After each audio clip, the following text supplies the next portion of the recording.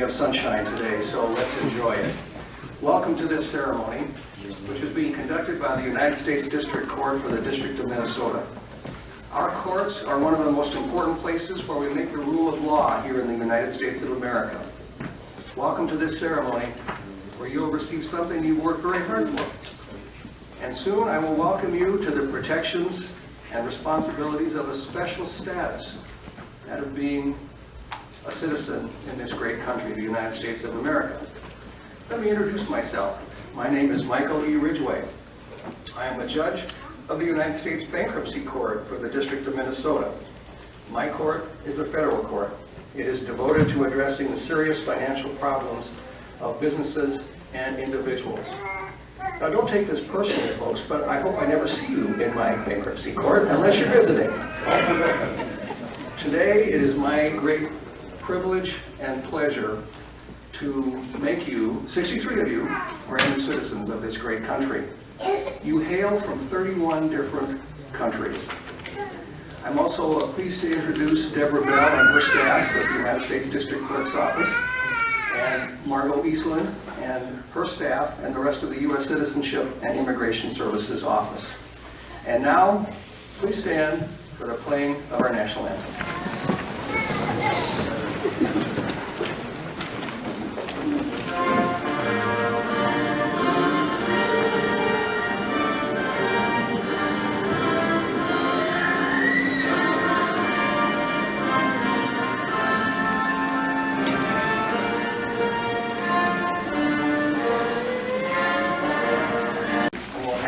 Each of you representing that country to stand as your native land is read. And please remain standing until all countries are named, and then it will be time to take the oath of citizenship.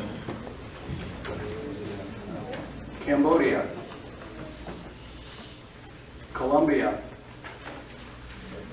please remain standing. Czech Republic,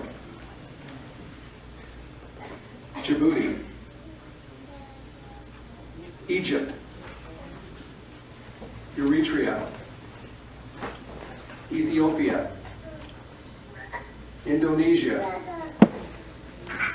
Iran, Kenya, Latvia, Nicaragua, Nigeria, Norway, Peru, Philippines, Sweden, Tanzania, Togo, Ukraine, Canada, India, Laos, Pakistan, Vietnam, Ecuador, Liberia, Mexico, People's Republic of China, Burma, Somalia. As I mentioned, yes, give yourself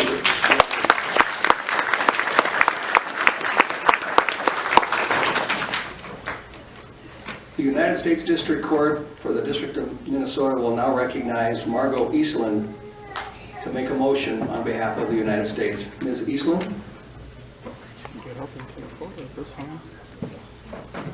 Your Honor, if it pleases the court, the government recommends the oath of allegiance be administered to 63 applicants for naturalization who have been interviewed and whose applications have been approved. They are permanent residents of the United States and have resided within the St. Paul, Minnesota district for the required 3-month period. They are persons of good moral character who are attached to the principles of the Constitution and the form of government of the United States. The government recommends that the court administer the oath of allegiance as required by law so that the applicants may be admitted to citizenship and that the name changes requested in the petitions be granted. Thank you, Ms. Eastland, and it does please the court and is my great pleasure and privilege to grant that motion. And now, as they say here informally in the United States, it's time to make it legal, and we'll take the oath of office. please repeat after me? I solemnly swear that I will support and defend the Constitution and laws of the United States of America against all enemies, foreign and domestic, that I give up and surrender any allegiance to any king, queen, or prince, or to any state or country which I have held up until this day, that as a citizen of the United States, I will, when lawfully directed, bear arms or perform non-combatant service in the armed forces of the United States, or I will, when directed, perform non-military service on behalf of the United States. I take these obligations freely, without any purpose of evasion, and declare today that I am a citizen of the United States of America. So help me God. Congratulations. All right. You may be seated.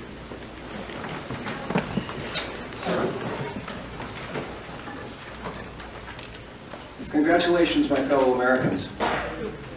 We in the United States courts recognize you for all of the achievements that have led to this day and for being able to pronounce non-combatant. I don't know where they got that word, but it's a tough word. You did a good job.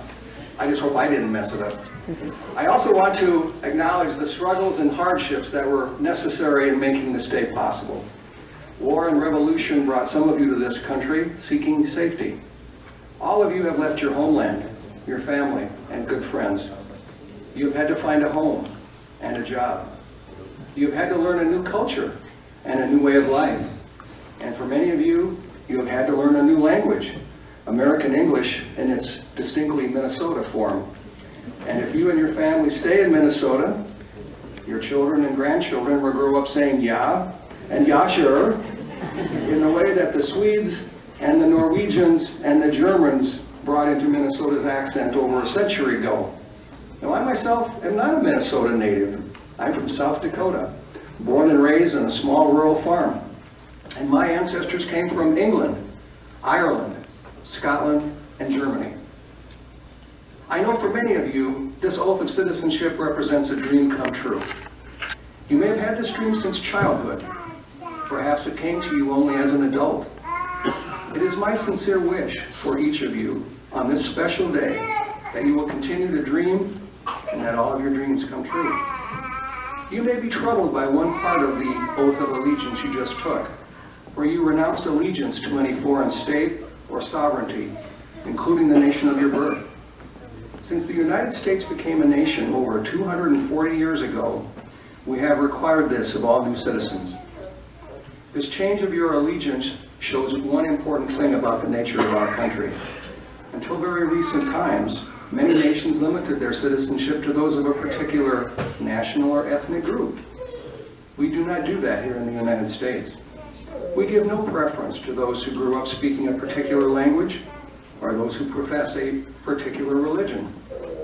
We do not require allegiance to a particular king, queen, or royal family, and we never have. We become citizens of a republic, a union of individuals in freedom. And thus we give our loyalty to a set of ideas. The United States was founded on these ideas. They include the limitation of government's power by a written constitution, the protection of individual freedom by constitutional and legal guarantees, an open society in which anyone can speak with anyone else, in which anyone can worship in their choice or not, in which citizens may address and complain to and even criticize their government without fear of punishment. When we honor our nation's ideals and bring them to life, it enables all of us to keep for ourselves the results of our work. Just as importantly, it lets us make a safe and stable life for ourselves and for our families. We require your allegiance to our republic to be exclusive, because these impersonal ideas have to live in all of us. We all have to bring them to life every day, and all of us must be able to do so without fear that other citizens of the United States will betray our ideals and our country because they keep allegiance to another land. It is a requirement to support and participate in your United States government, to comply with its laws and requirements, and to come forward in service to the United States if called. Your new allegiance to the United States is a matter of taking something new into your heart. But you need not give up your heartfelt love for the country where you were born, its history, and its culture. You can still speak the language of your childhood, even as you use and learn our common English. And we encourage you to keep alive the memories, traditions, dress, and food you grew up with, even as you learn more of those of the United States, and adopt them for your own as well. You'll be free to do all of these things. This freedom to follow the call of your soul in culture is treasured in the United States. Make the most of it without doubt or regret. You will become another part of the huge pattern of humanity that the United States has always been, in all its designs and colors and beauties. Our country has always become stronger from its diversity, even while our people remain united in its ideals. You will be part of that. Respect your own origins and recognize the right of all here to cherish their own origins as well. Now I wish to speak to you as United States citizens, which you now are. Being a United States citizen means that you are free. The laws of this country and the government, including the courts, are designed to protect your freedom. You are free to think on your own and to form your own opinions. You may openly voice those opinions, even if very few people agree with you. You are free to work where you want to work, to read what you want to read, to say what you want to say. And you are free to believe what your heart tells you to believe, to openly adhere to any religion or to no religion at all. There is no single American way to think or believe in these things that are most personal to us. Indeed, having only one way of thought and belief throughout our United States would be contrary to the underlying principles of this great nation. As a United States citizen, you are free to follow your own path, wherever it may lead you. But with that freedom comes responsibility. By becoming a citizen of the United States, you have agreed to take that responsibility. The freedom of democracy comes with the responsibility to participate in the democratic process. You can vote in elections, and you should do so. Indeed, we find ourselves in the middle of a presidential election. Follow that process, learn about the candidates, and by all means, cast your vote on election day. We trust our citizens to choose the members of their own government. We trust our citizens to make many of the choices as to how our country is run and what policies its government is to follow. Democracy only works when its members, all of you, do this thoughtfully, carefully, and with the good of all in mind. Knowledge. Learn as much as you can about the candidates and the issues in any election in which you vote. Thomas Jefferson, our third president and one of the founders of the United States, said that a people cannot expect to be both ignorant and free. He meant that the citizens of a democracy must become as educated as possible in order to make the best choices for themselves and their country. If we choose them wisely, the leaders we elect will respect all of us in preserving the freedoms that we cherish. And that underlines one other responsibility of citizens in a democracy. Use our schools to educate yourselves in all ways that you can. Make sure that your children, girls and boys alike, get as much education as they can. The United States has one of the most respected educational systems in the world. Our public schools and our public colleges and universities are there for you as a citizen. The freedom of democracy also carries a responsibility to your community, to those around you. Democratic societies only work when the people who live there get along, when they are tolerant of one another, when they live respectfully and in peace with one another. Please care for your family and your neighbors, and be kind to the people around you. Extend a caring hand to those in need, those who do not have as much as you do. Give freely of your time as a volunteer in your community, to those you know and even to those you do not. We here in Minnesota give more of our time as volunteers than anywhere else in the United States. We invite you to join us in that. Our country will only continue to thrive as a great nation if we do these things.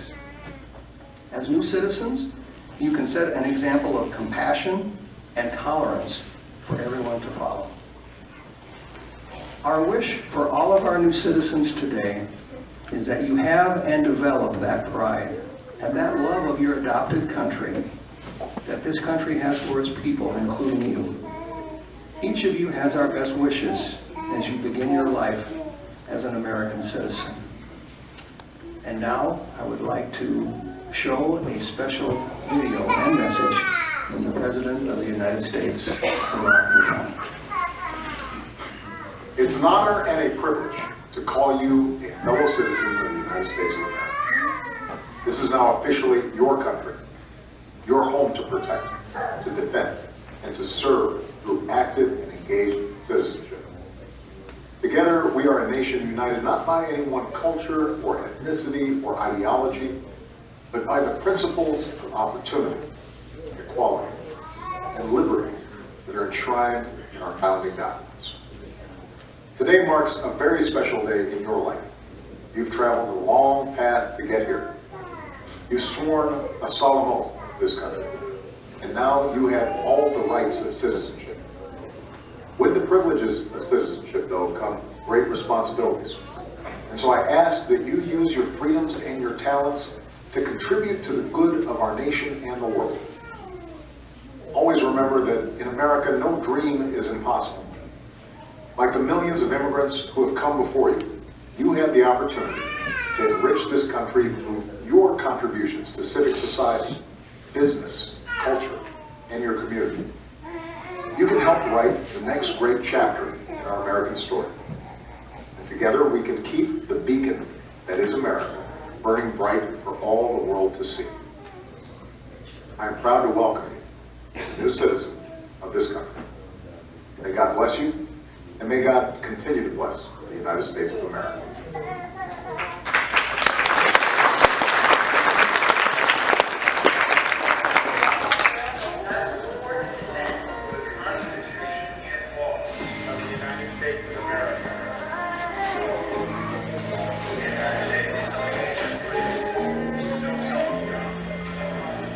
Congratulations, you are all American citizens.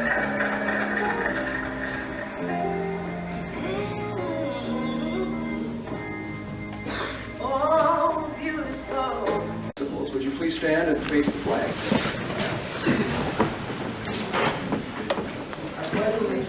To the flag of the United States of America, and to the republic for which it stands, one nation, under God, indivisible, with liberty and justice for all. Thank you. You may be seated.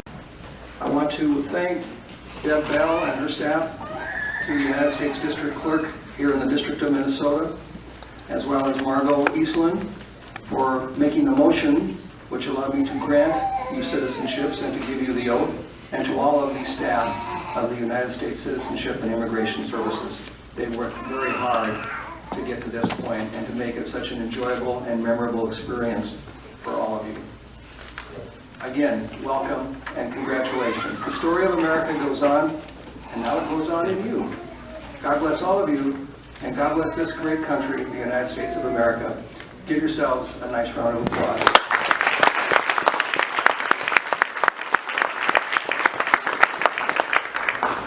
And representatives from Citizenship and Immigration and District Clerk will pass out the certificates, and there'll also be an opportunity to have your photo taken with me, should you want to do that. And I'm not sure about the logistics. I'm sure that the folks here will make arrangements to form a line on one end or the other And we'll come up here and you can have a picture of me standing in front of the flag. And it's one of the nicer moments and one of the more fun things that I get to do as a judge is to come here and make citizens. I think my last count, the number here today, 63, puts me over 2,000 people since I've been a bankruptcy judge, and that's been 3 years. So, and it's always a special privilege. So I'll let the folks here do their thing, and as soon as they give the nod, I'll be up here ready to put on my best smile for you, okay?